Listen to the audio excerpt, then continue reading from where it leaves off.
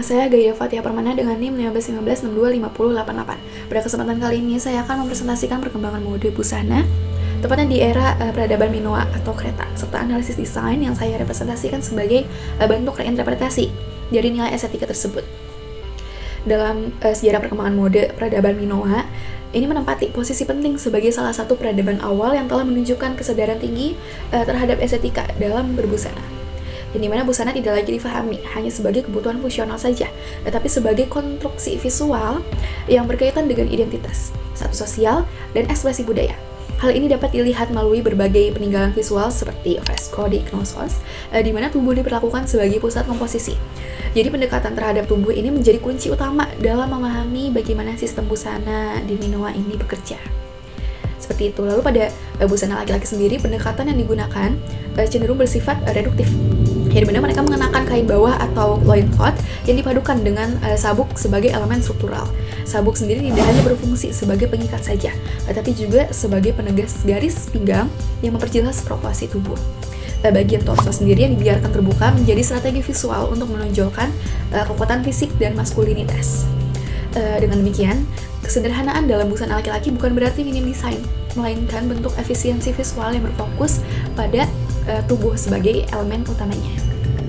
Lalu sebaliknya, busana perempuan Minoa menunjukkan pendekatan yang jauh lebih elaboratif, yang dimana rok bertingkat digunakan untuk menciptakan volume dan ritme visual, sementara korset membentuk siluet tubuh secara tegas. Detail dekoratif yang kaya memperkuat tampilan sekaligus berfungsi sebagai penanda identitas dan status sosialnya.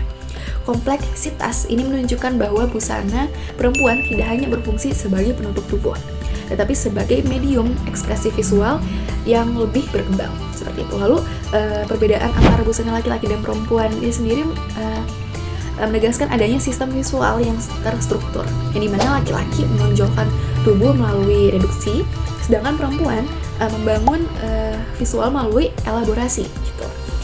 Dalam desain yang saya representasikan ini, prinsip-prinsip tersebut diterjemahkan ke dalam pendekatan yang lebih kontekstual tanpa menghilangkan esensi utamanya, yang dimana siluet dibangun mempertahankan orientasi vertikal yang lebih bersih sehingga proporsi tubuh tetap menjadi fokus utamanya. Gitu. Lalu pendekatan ini sejalan dengan cara Minoa sendiri yang menempatkan tubuh sebagai pusat komposisi visual.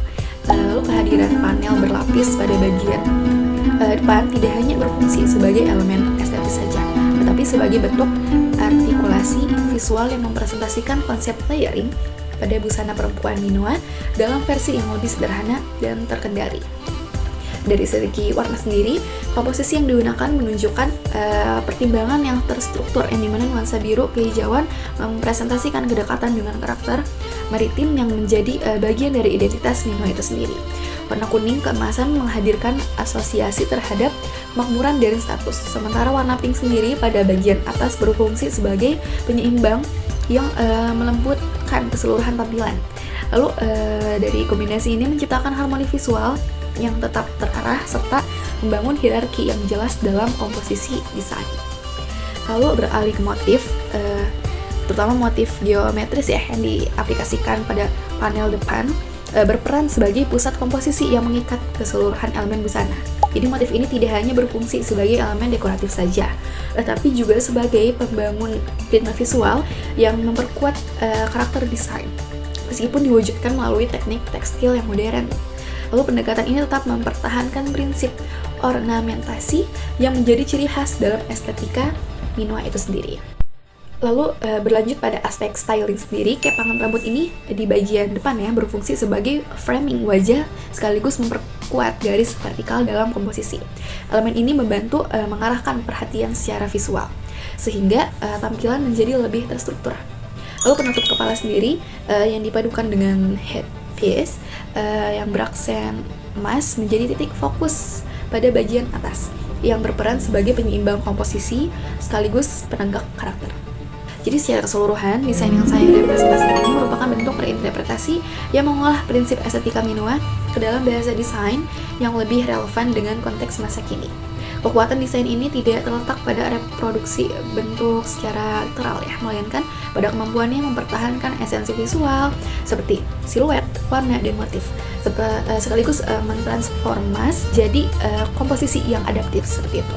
Dengan demikian, desain ini tidak hanya berfungsi sebagai representasi visual saja, tapi juga sebagai bentuk dialog antara referensi historis dan praktik fashion kontemporer.